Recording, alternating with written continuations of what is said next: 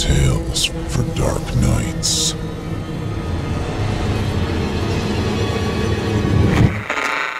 Want to make sure you never miss a Chilling Tales for Dark Nights video again? Be sure to subscribe and hit that bell to turn on notifications.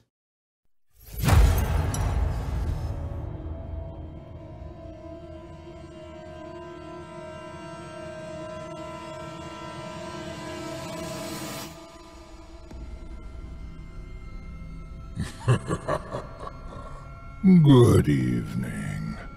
I'm storyteller Otis Jiry, and I ain't your grandfather. From where I'm from, we don't do bedtime stories. And if that's what you were expecting, you're in the wrong place. If it's terrifying tales you're after, well then, I've got just the thing. Get comfortable, settle in, turn off the lights, if you dare. Your night is about to get a whole lot darker. Who needs sleep anyway?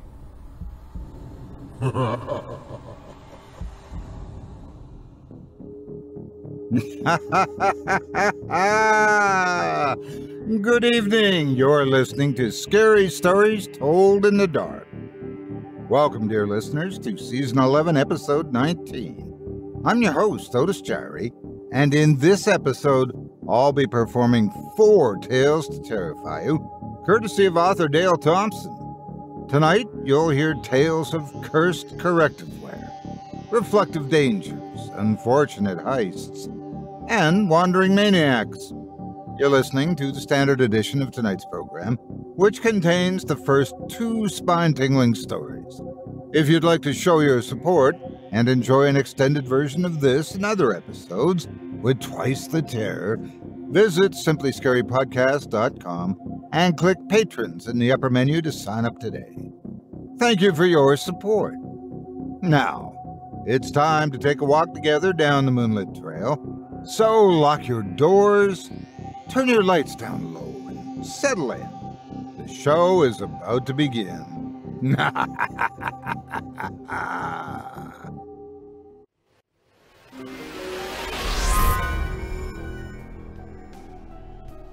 This episode of Scary Stories Told in the Dark is brought to you by The Sandman Act 3, an Audible original. Hello, folks. I'm sure many of you out there are familiar, as I am, with Neil Gaiman, and at least as many are familiar with his Sandman stories. Well, the best-selling graphic novel continues to astound as a best-selling Audible original.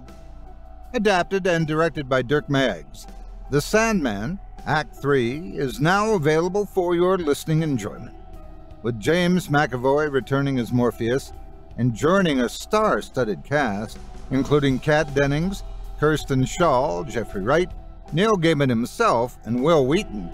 The story follows Morpheus on a journey to take care of family business, first by visiting his son Orpheus, and then seeking out his brother Destruction, which, as you might suspect, doesn't go as smoothly as he wished it would.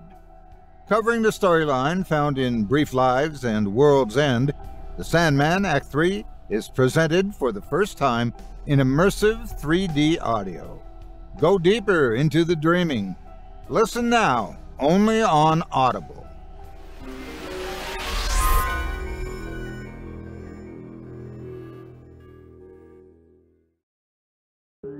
Been sitting too long in front of the computer screen.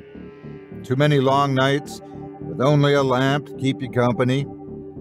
Not sure if you're seeing a speck of dust out of the corner of your eye, or something at the edge of your vision waiting for you to let your guard down. Maybe you need something to get your sight back in focus.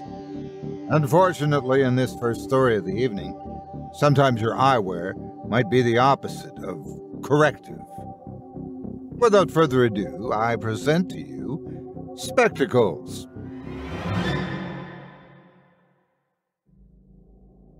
Edward McAllister enjoyed reading. He was avid about it. He was a borderline bibliophile. He read books, newspapers, and magazines. Ever since he was a child, he read. He couldn't remember a time when he could not read, nor could he remember who taught him to read. It must have been his mother. He knew he had learned to read proficiently well before other children his age, because when he started primary school, which some call elementary school, he was assisting the teacher as a classroom aide, helping other students to develop their literacy skills as well. He was called Eddie at the time. It seems people give young people hippocrisms, or nicknames, growing up, like Charles was called Chucky and Robert was called Bobby. Most kids grow out of those childhood names and by adulthood revert back to their given name. This was the case for Edward, who no longer wanted to be called Eddie. He did have a childhood friend, whom he had remained friends with into his adult life, named Michael, and to this day, Edward still called him Mikey. Edward and Mikey had just finished lunch together at a local cafe, where they both had a Reuben sandwich, which consisted of pastrami, Swiss cheese, and sauerkraut on rye bread, and they each had an order of crispy fries. They carried on their normal conversation, which included their likes of Major League Baseball, politics, and their best fishing holes. Both men's eyes were bigger than their stomachs.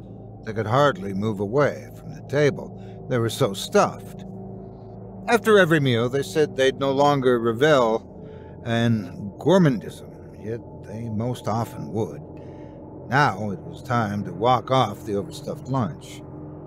The town in which they resided was a bustling little place. There were shops of all kinds, a butcher, baker, gun and ammo, hardware, grocers, cigar shop, where you could buy 9 good cigars for a quarter, barbers, doctor's office, dry goods store, boot shop, an affordable hat shop, and a whatnot shop which mainly sold baskets and some kitchenware. And this is where Edward spotted something a little different in the shop window. He'd been tempted to stop at the drugstore for some rheumatism ointment for his knee, but now this shop window had captured his interest. He thought, now this is something one might find in a general store, or over at Cabane's, Furfurer's Chapelries, or even the new Woolworths. But here at the basket shop, it seemed somewhat remarkable. He and Mikey entered the shop and consulted with the shop owner about what had caught Edward's eye in the shop window. The shop owner gladly retrieved the item, and Edward marveled at the craftsmanship. He then tried them on. They were comfortable, sat well on his nose, and were the exact length for his ears. Spectacles. These spectacles were marvelous. He was amazed at how they made everything clear. There was no doubt in his mind, at this price, they were a real steal, and weighing the benefits, he purchased them on the spot. After visiting a few more shops, Edward picked up his medicine from the drugstore and visited the haberdashery for 3 black buttons for a coat that he needed to mend. Afterwards, the men started home. On the way, Edward explained to Mikey how those new eyepieces were a godsend. Over the years, maybe through eye strain and a hint of asthenopia from reading long hours, or perhaps just from age, Edward had noticed he desperately needed more light to read, and sometimes small print seemed to blur. He'd originally attributed his slight loss of vision to tiredness rather than the genetic deterioration that often occurs as one gets older. Mikey still had impeccable sight, so he had no use for glasses, though he did try them on at Edward's request, only to find the world blurry, and it sort of made him queasy. Edward walked Mikey to his house. Mikey was married with a small child, and it was about dinner time. He graciously invited Edward to join his family for dinner, but Edward declined. He was still full from lunch, and was anxious to get home and do some reading with his new spectacles. Once home, Edward had found the walking had given him a bit of an appetite. Instead of a big meal, he simply ate a raw carrot and brewed a pot of coffee for the evening. He was anxious to settle in for the night and spend it reading one of his favorite authors, William Blake, the poet. Sitting in his favorite armchair, he lit a couple of candles. knowing night would soon fall and he'd need the artificial light if he were going to read. He kept a hanging lantern over his chair as well, but was not yet required to light it at this time of day. His reading this evening was the Continental Prophecies, which was hardly light reading, but Edward loved to indulge in such controversies. He always said, "I read everything and believe very little of it. One doesn't have to agree with what he reads. One must enjoy the pleasure and satisfaction of having the ability to read." With a cup of coffee on his side table, Edward put his spectacles on and began to read. This was so amazing, the fact that he was able to see so clearly without effort. His eyes were alive again, though he had not known how dead they had become over time. If anything is a miracle in this life, these spectacles are from heaven, he thought, a swarm of thoughts flitting through his curious mind. Nothing in his entire life had been so revolutionary, so grand, so advantageous as these spectacles. If he had only known years ago what a difference they would have made, he would have had a pair in every room of his house. Implemental, practical, why didn't everyone have a pair? Or two, or three? What he paid for these spectacles was nothing compared to how salient he found them to be.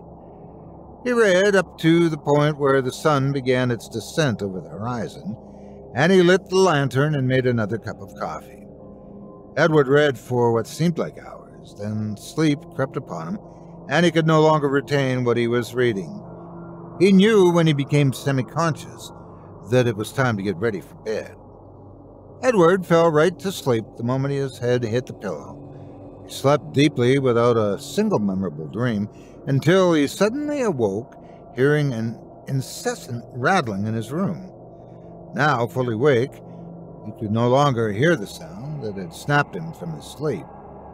He saw plainly it was still nighttime, and obviously it was far too early to get out of bed. Yet the thought occurred to him that since he wasn't sleepy anymore, he might as well do some more reading. He'd nothing better to do. He knew any attempt to force himself back to sleep would be futile. He was not working this week, so he could come and go as he pleased, eat when he wanted to, sleep when he wanted to, read when he wanted to. And reading was what he must now do. Edward put on his glasses. He loved those spectacles.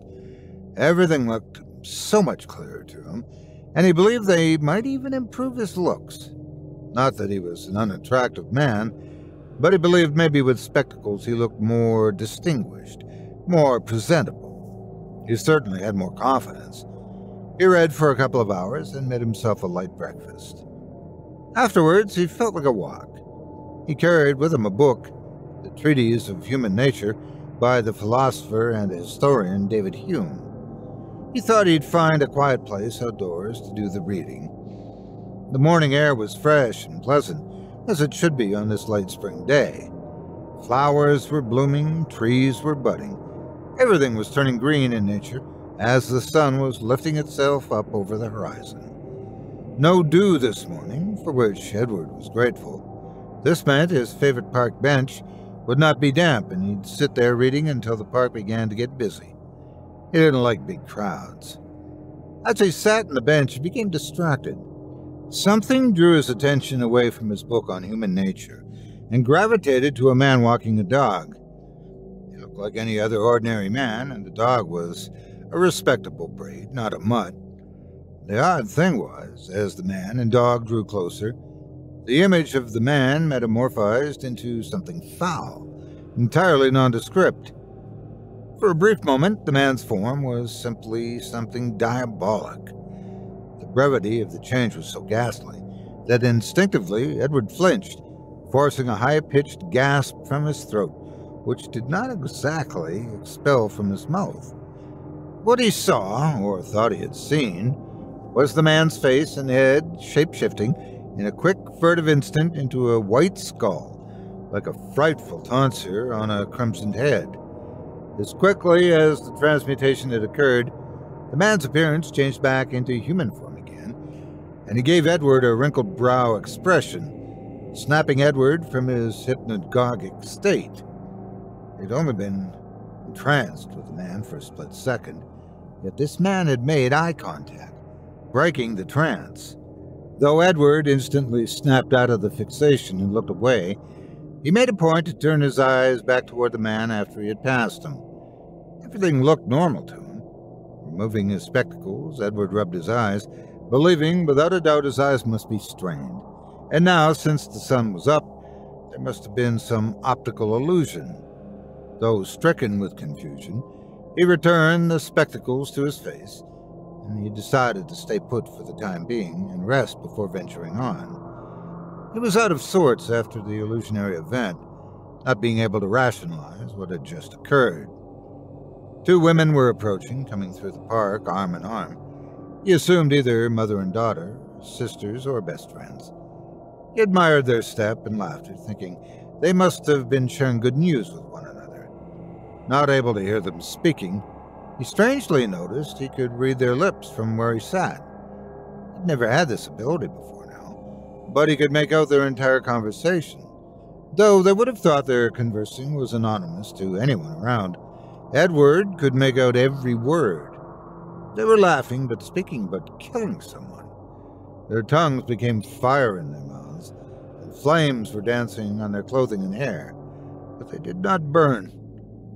They were consumed in a shining fire, yet were unaffected by the flames leaping all over them. He closed his eyes, desisted every thought, and shook conclusions from his head, then reopened his eyes to see them walk past, oblivious to the fiery hell by which they had been surrounded by. Visibly shaken, unsure how he was able to invade the women's privacy, he removed the glasses a second time and dug into his eyes with his knuckles in an attempt to clear anything causing such fallacious hallucinations. The two men, like the man and the dog, strode past Edward in an ordinary manner, but no evidence of unexplained mutations or evidence of fire. Edward considered what he had just witnessed. Am I ill? He placed the back of his hand upon his forehead to feel for fever. Well, no fever. That's good, I think. He remained profoundly troubled, depressed, and anxious. He was a man of stalwart character, yet these two instances of the unexplained made him examine his sanity.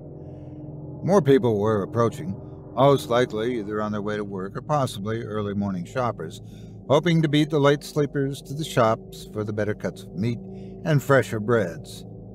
For a third time, he placed the glasses back on his face, and the appearances of the approaching people began to alter. Some changes were more graphic this time, like an inkblot Rorschach test. There were hybrids of ghoulish, undead vanguard, ominous and sinister, with sunken black eyes, a haunting phenomenon. Their faces twisted in a hoary white. He made note of how gruesome their eyes looked, drooped as if they were wax and their faces were burning. As discursive and non-didactic as his mind had become, he forced himself to remain within his wits. His sobriety could not be questioned, but he was concerned that perhaps he was having a stroke. Emptiness descended into a sympathetic plea over his heart. He'd heard of others having episodes of lunacy out of the blue, but he did not relate this to insanity. He believed he was thinking properly, but wouldn't a man who had lost his mind believe himself to be acting normally? This contradiction now plagued his mind, and his rationale was in question. He processed what he had witnessed and externalized. These must be temporary, phenomenological events, not directly associated with his own welfare and sustainability. Necessitated by trembling misgivings, he opted to leave the park. Edward's nerves were on edge, and with much effort, he attempted to sum up these events by subcategorizing them in an extraneous mental folder of his mind. He felt if these explicit visions continued, he'd have to remain as inconspicuous as possible, seeing that such things might have him dragged away to the loony bin. How had he lost his mind was one question he asked himself. On the other hand, if he'd not gone mad, could these events of dubious darkness be real? Going straight home, he drank a large glass of water and forced some saltine crackers down his throat, hoping this combination would settle the sickening feeling, swelling and knotting in his stomach. He pondered with deliberate cause, and the only conclusion he had was, incredibly, there was something uniquely macabre about his new glasses. He only started having these monstrously morbid episodes since he'd purchased the glasses. Could it potentially be the glasses were cursed? How ludicrous, he answered himself. He could not bear many more heinous sights. This was all purely inferential. A knock at his door startled him, snapping him from deep thought. Holding the spectacle in his hands, he supposed there was only one way to find out if these eyeglasses had anything to do with these appalling scenes. He placed them back on his face and went to the door. It was Mikey who had come to visit. Mikey looked normal. There was nothing chilling or ghastly about him. Mikey could read from Edward's countenance something was amiss. "What's up, my friend? You look like you've seen a ghost." Edward thought, how ironic. He hesitated before answering, his mind playing out the scenarios of possible answers he could give Mikey. One answer would be, no, everything's fine.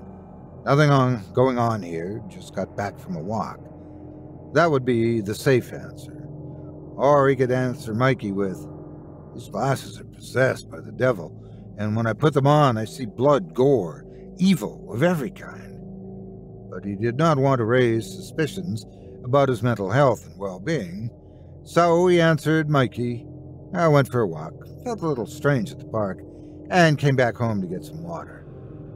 Concerned about his friend, Mikey encouraged Edward to sit, and he brought him another glass of water. We're not getting any younger, my friend. It's easy to overdo it these days. Summer's going to be a scorcher. You don't want to have a heat stroke out there. Edward chuckled and sipped the water, wary of what the glasses might reveal next. The two sat for a spell, talking and planning what to do over the next few days. They spoke about fishing, drinking, just doing those man things, since neither needed to be at work for a week. Worried and nervous that maybe it was not the glasses, since there had been no episode since Mikey had arrived, he removed the glasses and placed them on a side table. After a little while, Mikey mentioned he needed to mow his yard, and if Edward was up for it, maybe afterward, the two of them could do something, play chess, head down to the pub for a game of pool, something other than nothing. Edward said, perfect, sounds good to me. He placed the spectacles back on his face and watched his friend leave. He kept watching Mikey as he walked. Then it happened again. At first, as Mikey strode away, he was stepping with a normal gait. When the limp started, Edward noticed Mikey hunching over as if his spine suddenly curved unnaturally. His arms lengthened in an apish manner, and it looked like drops of blood were shockingly dripping from his fingertips. Edward screamed out, Mikey! Mikey did not turn. He continued to walk away, dragging one foot behind him as if he were lame. Edward paused, not knowing what to do next. Was there anything he could do?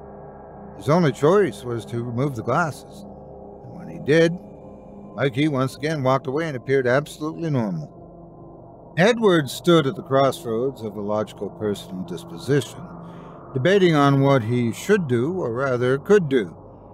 He considered and reasoned all of the evidence at hand.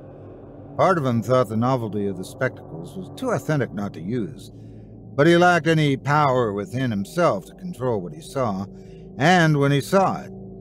The other part of him was so repulsed by the malignant images. Defeated, he saw no other choice but to give them up. There was no other interpretation or impression to derive from this. His constitution was not strong enough to endure such horrific images and sights. He believed what he was seeing was not only the veritable body that was manifesting the internal struggles of each person, some worse than others, but he saw their intentions too. The spectacles revealed the sleeping and the awake. This incalculable thought gave him more than just a perfunctory shiver down his spine. It brought the tumultuous human carnage to the surface in nocturnal revelation. The debaucheries and vices which most people hid from their neighbors, Edward could see in clear view. Secrets kept, the lies people told, the spectacles unveiled these to the wearer. Their guilty consciences became illuminated. Gruesomeness through the glasses was a reflection of how people were actually coping in their lives. Most of the time it appeared people were coping, and the spectacles revealed nothing abnormal, or some small slight twist. For others who appeared to be at a breaking point, the images were far more graphic.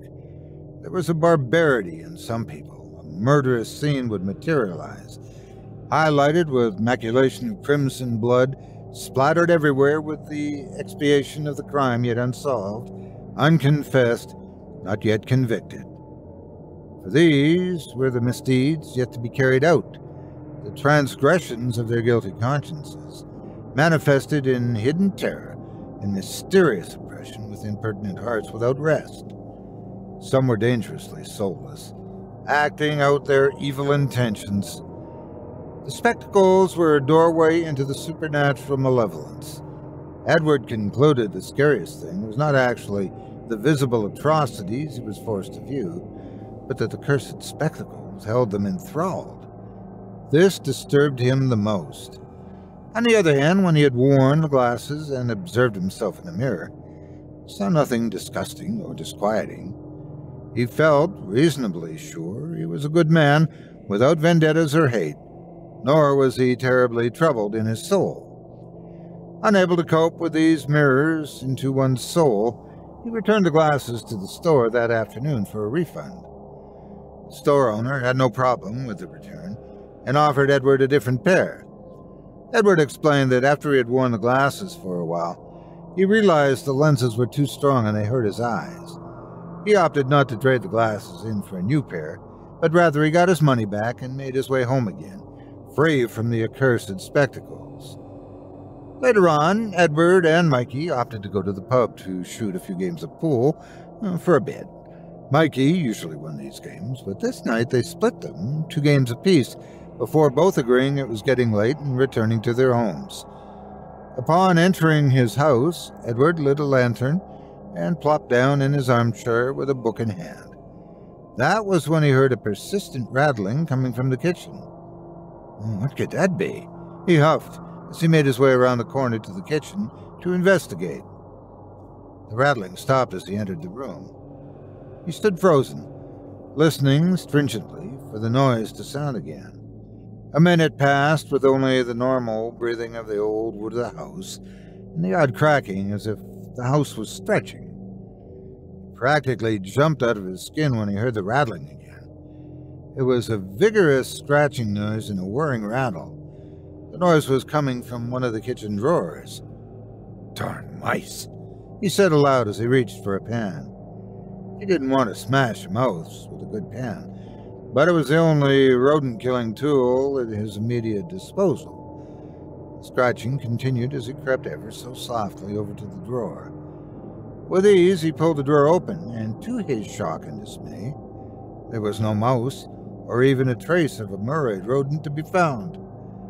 But what he did locate were the very same spectacles he'd returned for a refund earlier in the day. "How is this possible?" he exclaimed, stupefied. "Unbelievable," he reacted, exasperated. His arms hung limp at his sides, and only his wide eyes moved slightly. With effort, he closed the drawer again and started to leave the kitchen when the scratching could be heard again, coming from the same drawer. He ran to the drawer, now utterly perplexed and aggravated. No longer was he hesitant. He dropped the glasses to the floor and stomped them with both feet. He cleaned up the broken pieces. The lenses were smashed, and the ears to the spectacles were bent beyond fixing. He swiftly tossed them into the trash bin and made an exit toward his living room, when he was stopped cold in his tracks by the sound of scratching. Slowly, he twisted around, looking over his shoulder to see the kitchen drawer already opened. "This can't be," he whispered, as if someone might overhear. Disbelieving what he was seeing and hearing, He could feel the hairs in the back of his neck stand up as the horror intensified. His condition was deteriorating as the hackles pricked his neck. How can an inanimate object be so accursed as to return perpetually? Stiffly moving in a state of near total paralysis, he managed to cross the kitchen to the drawer again to face his antagonist. His thinking was temerariously disordered as his neck and forehead baked with a swelling heat, but he was compelled to investigate. A catalog of moments came to his mind in the form of a myriad of memories of loved ones and family. He contemplated. These are the type of things one thinks about in their final moments of life. With an ethereal gaze, palms clammy with nervous perspiration, he peered down into the open drawer. Logical reluctance was not the same as cowardice, he thought to himself. There they were without a scratch, just like new. His spectacles. He acquiesced and withdrew the spectacles from their resting place, never feeling more diaphanous than in this very moment. As he stared at them, he grew waxen and incuriously rigid in the most unconventional awkwardness. His hands began an uncontrollable shaking, as if the mask of Paul had been draped over his terrified face. Were these spectacles something dredged from some antiquated hell? Edward threw them back in the drawer, and backed away defensively, not wanting to become immured in such witchery. His desperate but ineffectual resistance seemed futile. With dubious misgivings, he approached the drawer yet another time and cast a stationary stare down at the spectacles, which lay there in plain sight. He knew he only had one choice. Touched by a connotation of being completely denuded, gradation growing, he admitted he had no free will. What were the implications if he were to ignore the spectacles and learn to live with the scratching? He dared not find out. He placed the eyewear on his face, and instantly all of his apprehension and dread suddenly wore away, vanishing without the residue of dread. He was in a terrible grasp. Admittedly, he could see so much better with these spectacles. He would have to rationalize wearing them out. It would not be easy, but he could not be tormented any longer. The need for vigilant circumspection had ended.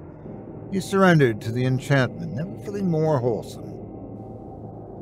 Night fell, and Edward read volumes with the spectacles on, and slept like a baby with the spectacles behind him on his nightstand. In the morning, he arose, washed his face, put on his spectacles, got dressed, had a coffee, and out the door he went, towards a little cafe where he and Mikey would meet up for breakfast every Wednesday. Mikey was already seated, but he'd not even had a cup of coffee yet. "Good night?" Mikey inquired. "Very interesting night. Got a lot of reading accomplished," Edward answered. "Are you ordering the usual?" Mikey knew Edward always ordered bacon and eggs on whole wheat toast. "No, I think I'll try something different. Maybe the pancakes. Blueberry pancakes," Edward answered, looking up to see Mikey's face, a distorted bloody mess, his flesh split in two as if he'd been struck by an axe. A little taken aback, but knowing the glasses produced these strange effects, Edward continued talking as if he saw everything the same way everyone else did. When the waitress came to the table, he ignored her zombie appearance and her blacked-out eyes. He ordered the blueberry pancakes, knowing he was forever haunted.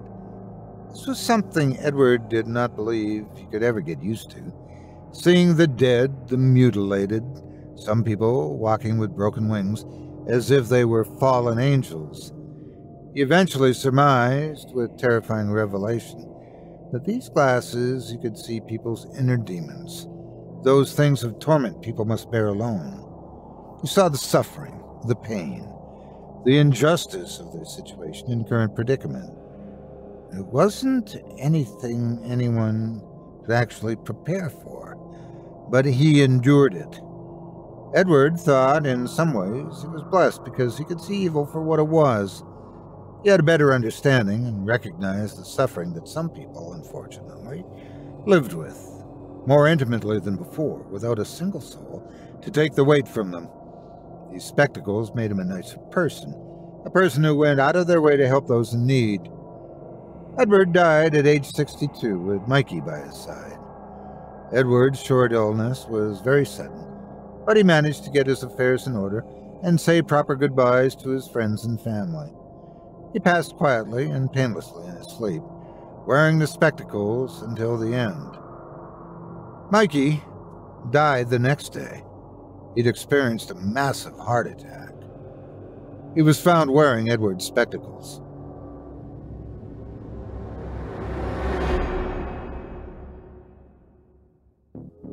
I hope you enjoyed Spectacles by Dale Thompson, as performed by yours truly. If you enjoyed that tale and would love to read more from tonight's very talented feature author, you can help support him by visiting simplyscarypodcast.com/Thompson. That's simplyscarypodcast.com/THOMPSON.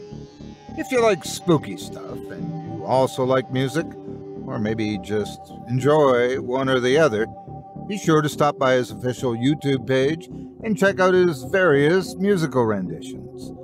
If you do decide to stop by the profile, please leave him a kind word and let him know you heard about him here on this show and that me, Otis Jiry, sent you. It would mean a lot to me. Thanks again for your support of this program and of tonight's featured author.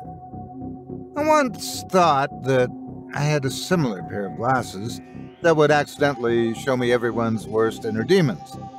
But as it turns out, I was just in a place where everyone really was that ugly and monstrous. Word of warning: be careful where friends send you after you've been drinking most of the night. But if there's one place where we can be both at our most relaxed and at our most vulnerable, look no farther than the humble bathroom. I mean, how many people have gone into one, taken a long hot shower, and not a single axe-carrying psychotic shows up to do them in? Well, aside from your cat. Well, even if nobody comes in from the woods to wreak havoc, some things just have methods that are a little more subtle. Without further ado, I present to you Shadow of Doubt.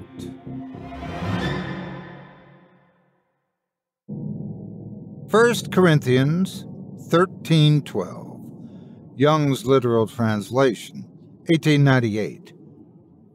For we see now through a mirror obscurely, and then face to face. Now I know in part, and then I shall fully know, as also I was known. We see through a glass darkly, irresolvable shadows from immemorial times, like ebony skies creeping in glaucous fashion, swallowed every star and vanished the sad waning moon. Joseph Turing was an unassuming, quiet man who lived alone. He stood 5'5" tall, or approximately 165 centimeters tall. He was thin. He loved food but had a high metabolism. His heritage was German, though he had never visited the country. At 50 years old, his eyes had grown sad, giving the appearance of a scolded puppy. When he spoke in his soft, eloquent tones, his voice was strong, but he would always trail off in broken bits and pieces at the end of a sentence. His mind was richly fertile, productive, rich in thought. He was a man of learned ability, an avid reader, and educator by profession. He had always sought greater understanding and reached for the stars. He had achieved prominence in academia, but shied away from popularity. Joseph had never married. He used the old cliché, "I was married to my work." He tainted a perfectly good one shot of coffee with 3 sugars and pure cream, drinking up to 12 cups a day. His collection of books and vinyl records was something to boast about, and when he was not reading at home, he was listening to music. Speaking of homes, Joseph had recently shifted houses, or as they say in America, he had moved from one house to another. Joseph was so very happy to have finally gotten out of the cramped, moldy apartment he previously resided in. He wouldn't miss the noisy neighbors above and below, and next door to him, although the Indian couple had been pleasant for the years that he'd lived there, he wouldn't miss the fragrance of the curries he often smelled through the thin walls. His new dwelling was much more spacious. He'd bought a 2-bedroom Art Deco home with a shallow recessed porch that had a flat projecting canopy, and he now had a full half-acre to himself, with neighbors far enough away that even their power tools and mowers were faint. The realtor had worked hard to get this property, and when Joseph was presented with the final selling price, he realized his dream of owning his own home was now a reality. After about 2 weeks of settling into his very own home, things started to become strange. The bathroom had been upgraded from the tired old look of the 30s when the house was built. The rest of the house remained original, with the parapet walls trapezoidal, zigzagged, and triangular shapes, chevron patterns, stepped forms, sweeping curves, and sunburst motifs, sleek and bold, geometric in shape. The strangeness was actually the updated bathroom, which had become completely redesigned, all except the frosted window. The window was typical. It allowed in sunlight, but blurred all of the images on the other side. This opaque window scattered the light, creating a translucent effect. It was one evening when the sun had put itself away and the moon had awakened, rising into a starlit sky. Joseph had visited the bathroom for his evening shower when he caught a glimpse of a shadow through the frosted window. He was immediately unsettled. There should be no one or no thing outside his house, in his yard, on his property, at this hour of the night. He waited and watched. There it was again. A fleeting dark image passed by the window as if it were pacing back and forth. Joseph was not a brave man, though he was not a coward. He understood the limits of his physical abilities. This ambiguous figure on the other side seemed as if it was staring into the bathroom. Quickly, and with an unwholesome terror, he flicked off the light switch. The image disappeared. Joseph took a pause to reflect. He then flicked the switch on, and there it was. He immediately turned the lights off, went to the kitchen, and retrieved his largest knife from the butcher's block. Normally, a knife in hand would not feel awkward, because he was accustomed to cutting up fruits and vegetables. Yet, due to the circumstances, with the possibility he might have to use the knife in a violent way, the knife was awkward in his closed fist. As quietly as possible, he made his way to the front door, where he slowly opened it and peered out. There was no other car in his driveway except his own. With considerable dread, he slipped out of the house and made his way to the side, leaning protectively against the wall. As he reached the corner of the back of the house, he argued with himself in great debate if he should take a glance at the back of his house. His caution stagnated every verdant notion, throwing his stability completely off the page into a pre-lapsarian time of primitive conjecture within his troubled mind. He uttered a German phrase that he often did when excited or nervous, Sturm und Drang, which simply meant storm and stress. He quickly stuck his head around the corner, pulled it back with the same swiftness. He saw nothing because he had not opened his eyes. He remembered a quote from his reading. When a man sees what is not there, he will soon pray for blindness. If blindness does not come, he will pray for death. Nothing is as awful as death. I pray for death. Unyielding and determined, he forced his down-drawn eyes open and took a nimble peek. There was no one there. The relief was refreshing, but the uncertainty remained. He summoned it up to imagination and returned inside the shower. Joseph loved this shower because it never ran out of hot water, and he had no neighbor who could control the temperature unexpectedly with a twist of their own tap. The shower restored his frame of mind, and he weighed the events of the evening, now believing he had cleansed himself of the uncertainties, restoring the repose which he had before before the fluke with the frosted glass.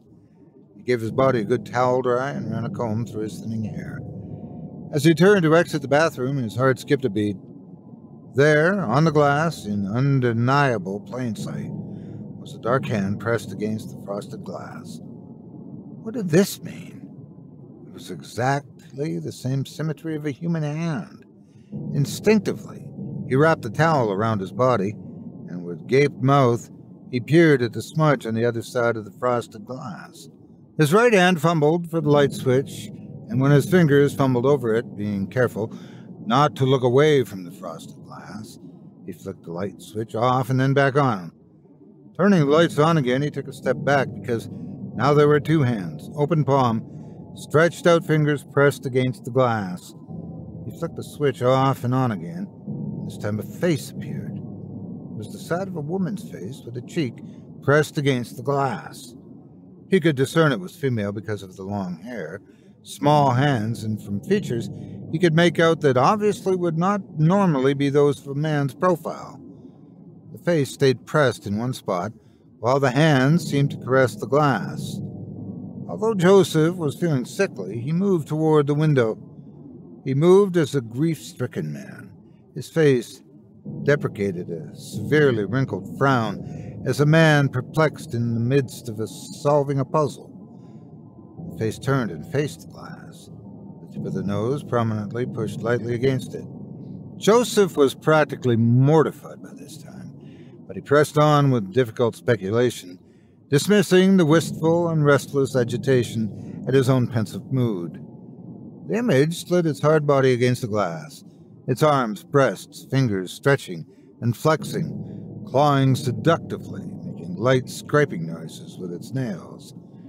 This shadow, the silhouette of this woman, intrigued him, excited him, but the nagging, pulsating throbs of blood in his ears caused pressures on his temples with an intensity like a balloon swelling and about to burst. He had more placid days than this one, certainly. Dizziness embarked on him acutely, and in a euphoric stumble, he was drawn into a calm immobility that soothed his sharp concerns. It was at this time his hand reached the frosted window, placing his palm against the dark outline of the unknown hand. Enormous warmth and ecstasy surged through his body, relentlessly gripping him like a python. The rubicund face glowed, causing her face hair to appear pink and spotty as the oxygen was being cut off from his lungs. It was at the moment of completely passing out that he was bone-shakingly jolted. Whatever force had engaged him disengaged, and he wobbled to the floor like a rag doll. Joseph was drained. He lifted his eyes to the frosted glass, but there was nothing there. The shadow figure had left no trace. Demanding answers for his own peace of mind, hemorrhaging emotions foreign to him, he arose. He never knew he possessed such sensitivities. Rattled but not dissuaded, he stumbled through the house like a madman, not even considering the knife he left back in the kitchen. He stormed outside and around the house. Although there was very little light from a superbly hidden moon, he looked for any handprints on the frosted window. He found none, not a print, smear, nor even one fingerprint. His eyes were adjusting to the lack of light, and he scoured the ground meticulously for footprints, but no footprints were visible. He got down on all fours to feel the ground with his bare hands, but he couldn't detect a single indentation, and the grass had not been trodden upon. Disturbingly, the grass beneath the window was warm and dry, unlike the damp grass he'd run through to get to the back of the house. He wasn't about to reveal his own insecurities, although his raw, quivering nerves were on display. Joseph returned to the inside comforts of his house, and with his thoughts presently undecipherable, he was curiously depleted of energy and starving. When he entered the kitchen, he noticed the knife he had taken with him on his first panicked run to the house. He was thankful he did not have to use it, but frustrated that his examination of the backyard had produced no answers. He was greatly discomforted. After he had made a sandwich and poured a glass of milk, he scoffed down the meal as if a man famished. The strangeness of the event played in his mind in such a way he developed a voracious appetite. One sandwich was not enough to get his energy back. He retrieved a large bag of chips from the cupboard and creamy onion dip from the refrigerator, and in a few short minutes he emptied the entire bag. Feeling the need to be set free of his trepidation, he pensively made his way through the hallway to the bathroom door. He couldn't see the frosted window from the doorway. Stretching his neck out, craning it like some odd fowl, he strained and leaned forward, and then the window came into view. He chuckled to himself because it was merely a frosted window, and no dark impressions were apparent. Shrugging his shoulders, worn out from his mental retrospection, and crude tabulations that didn't add up, the aftertaste of the onion dip was not as pleasant to his palate as when first consumed. He decided it was time to brush his teeth. As he brushed his teeth, removing the taste from his mouth, the mirror held a lucid reflection of the frosted window just over his right shoulder. Joseph rinsed his mouth, keeping one eye on the mirror and the window. He spat for the third time, dropped his head down to splash water on his mouth, and when he raised up, with water dripping from his chin, there it was again, the dark impression of a hand on the other side. Fraught with horror, he mindfully waited in his weirdness and pathos, holding his breath in some sort of self-taught ritual. Conceivably, if he did not breathe, the thing he feared would simply ignore him and disappear. But it did not disappear. The second hand appeared pressed lightly against the glass as before. Consequently, the bathroom light dimmed, and a light appeared outside, which illuminated the thing on the other side of the glass. Moreover, the light revealed a full silhouette as the thing removed its hands and took a step backward. Still seeing this revealed through his mirror, Joseph saw a full, dark female body motioning to him with one hand as if to beckon his company. Helplessly confused and mortified by this exasperating, mysterious figure, Joseph could not control himself, and he turned from the mirror to the window. Instead of resisting, he waved, and in return, the female figure waved back. Unable to make out a single feature of the female, he could only imagine, from the shape of her body and the long flowing hair, that she must be beautiful. He was now ungoverned by his own willpower, and he didn't care. He was fully committing to the excursion of the day, allowing this foreign influence to impede his rational thinking. He deliberately lost his inhibitions and touched the frosted glass. With a total lack of judicious presence, he placed both hands upon the glass. The female image, shrouded in bleak darkness, approached and laid her hands against his. A powerful light, magnified brighter than any Joseph had ever seen, lit up the entire window in such a manner as to reveal the facial features of the female on the other side. She appeared as beautiful as Joseph had imagined. The reality was greater than he could dream. Feelings of love, warmth, comfort, and peace cascaded from the top of his head through his body to the soles of his feet. His consternation had completely diminished. There he stood, illogically, hand to hand with this alien being. In this critical moment, Joseph cared not if he lived or if he died, as long as he could touch her. When Joseph awoke, he was cold and shivering. He was drenched in cold sweat, and, lying curled into a ball on the hard bathroom floor's tessellated tiles. The incomprehensible had left him lethargic, overwhelmed, and with partial amnesia as to exactly what had happened. He no longer saw the intense light from outside. It was morning, and the female shadow, and all of her allure, was no longer there. Joseph rolled his body up onto all fours, then gingerly pulled himself up to his feet. His back was sore. He had a stitch in his side. His head wobbled like his brain was loose and smashing around in his skull.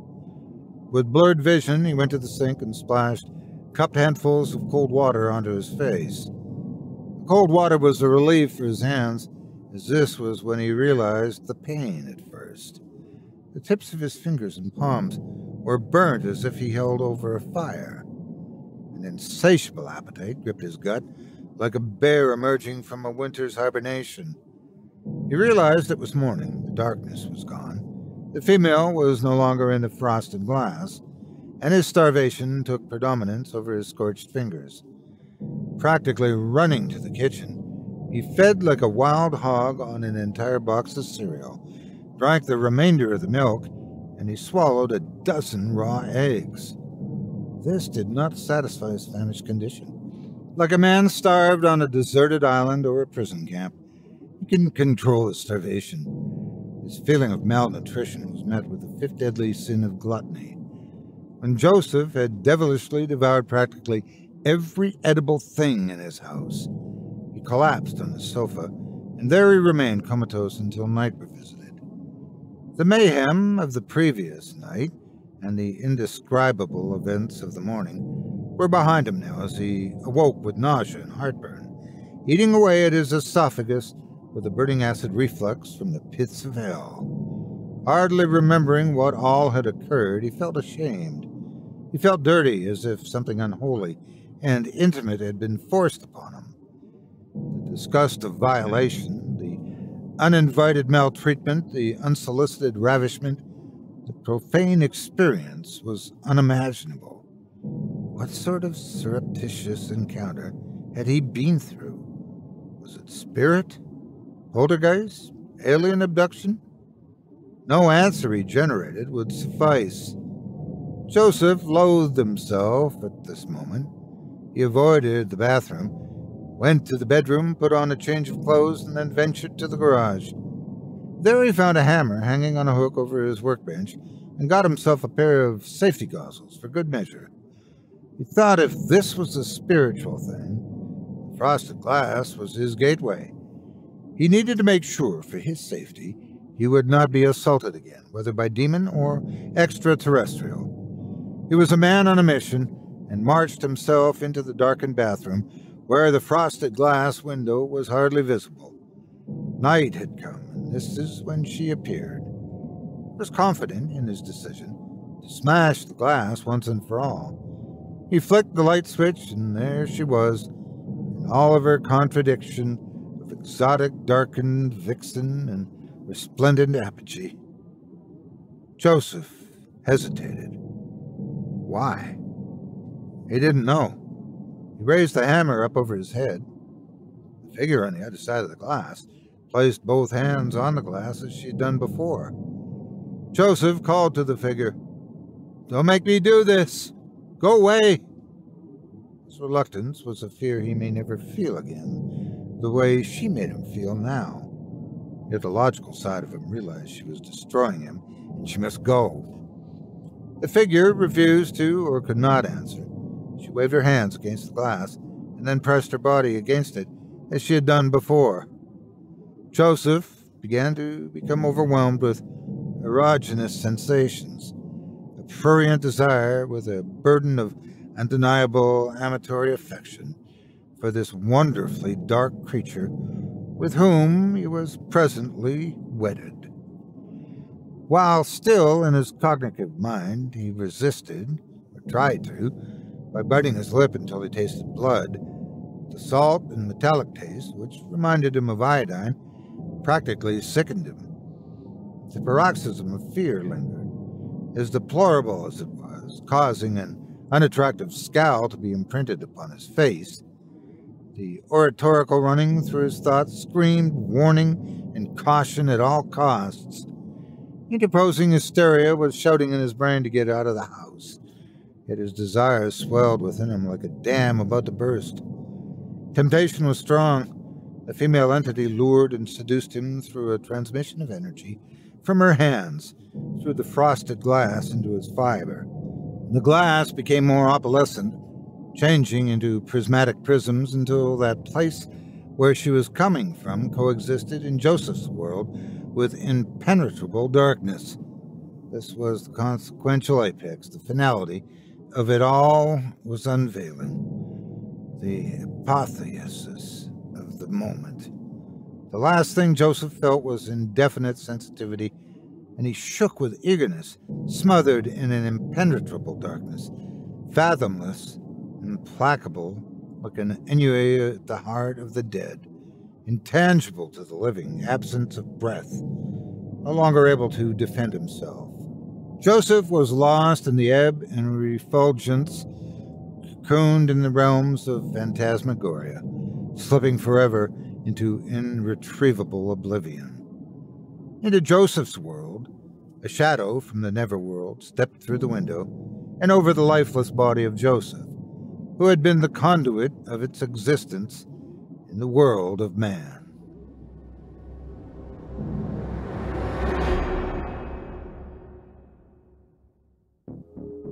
I hope you enjoyed Shadow of Doubt by Dale Thompson, as performed by yours truly. If you enjoyed what you've heard tonight, I'd like to remind you one last time that tonight's featured author can be found by visiting our website. Just visit simplyscarypodcast.com/Thompson. That's simplyscarypodcast.com/THOMPSON. His growing collection of stories can be heard debuting on this show. But if you seek something a little less scary, and maybe only a little less, visit his YouTube page for some musical entertainment.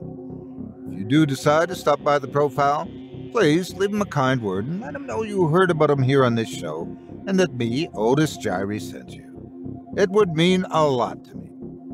As a reminder, if you decide to give tonight's talented author's stories a read, please consider leaving him a kind review and a quality word, or something like that, or a thoughtful public comment and an upvote. And be sure to let him know that you heard about them on this program and that me, Otis Jiry, sent you. It means more to me than you can imagine, and I'm sure that would be much appreciated as well. Thanks again for your support of this show and of tonight's featured author. Now, before we go, I'd also like to take a moment to thank you personally for joining me for this episode of Scary Stories Told in the Dark. If you enjoyed what you've heard on today's program, please take a moment to stop by our iTunes page or wherever else you listen to your favorite podcasts and leave us a 5-star review and a kind word. It makes a huge difference and would mean a lot to us. If you'd like to hear a premium extended edition of tonight's and all of our other episodes featuring Twice the Terror, visit simplyscarypodcast.com today and click the Patrons link in the menu at the top of the screen. You'll find yourself at chillingtalesfordarknights.com, where you can purchase season passes for this podcast and our other quality storytelling programs.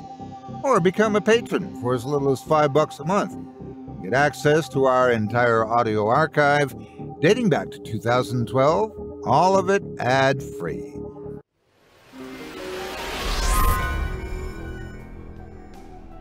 This episode of Scary Stories Told in the Dark is brought to you by the Sandman Act 3, an Audible original. When you're not listening to my show, where do you turn for your fix of audio enjoyment? Well, if you've ever read the Sandman comics by Neil Gaiman, I have some wonderful news for you. The best-selling comic series is now a fully voiced audio experience. Directed and adapted by award winner Dirk Maggs, The Sandman Act 3 continues the story of Morpheus, voiced by James McAvoy, as he seeks out his son Orpheus and the whereabouts of destruction, not knowing what forces are conspiring against him. Joining Mr. McAvoy are such notables as Jeffrey Wright, Kristen Schaal, Kat Dennings, Will Wheaton, and Neil Gaiman himself. I wouldn't miss this for that cast alone. Covering the storyline found in Brief Lives and World's End, The Sandman Act 3 is presented for the first time in immersive 3D audio. Go deeper into the dreaming. Listen now, only on Audible.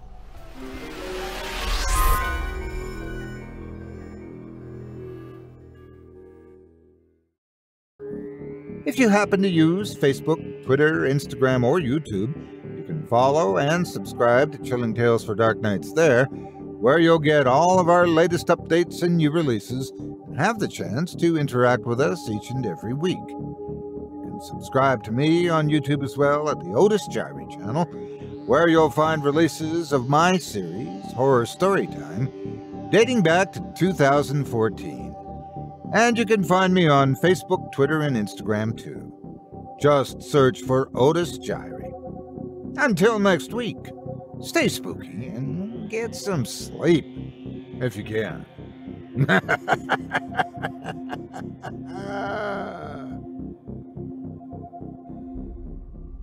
Thanks for listening. You've been listening to Scary Stories Told in the Dark, a production of Chilling Entertainment and the creative team at Chilling Tales for Dark Nights, and a proud member of the Simply Scary Podcasts network. Visit simplyscarypodcast.com today to learn more about our network and our other amazing storytelling programs. Tonight's program was hosted, and its featured stories performed by yours truly, Otis Jiry. Selected stories have been adapted with the kind permission of their respective authors.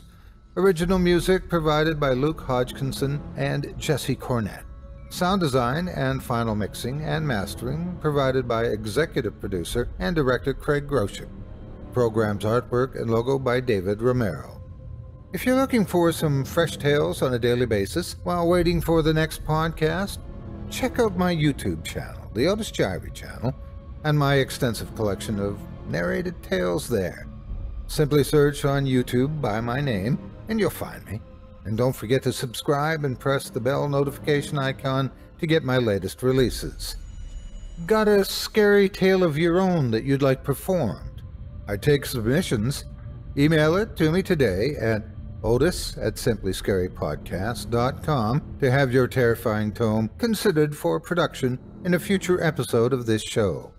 That's OTIS@simplyscarypodcast.com. If you've enjoyed what you heard on tonight's program and are joining us on your favorite podcast app, subscribe to us to be sure you never miss an episode, and leave a 5-star review and a comment. Your feedback means a lot to me. You can also follow Chilling Tales for Dark Nights and yours truly on Facebook to connect anytime and get the latest updates on this and other programs and my channel.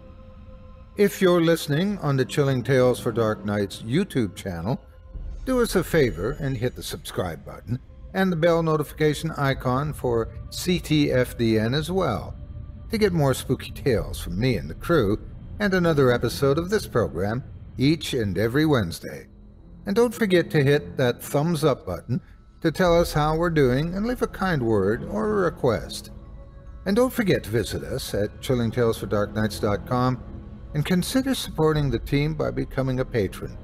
In addition to helping us out, you'll get exclusive access to our audio archive and ad-free downloads of all your favorite stories, including those you've heard on this program.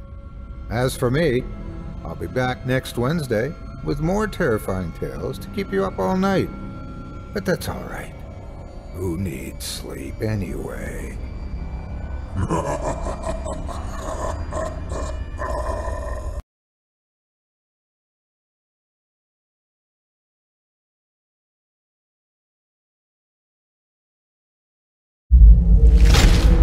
Chilling Tales for Dark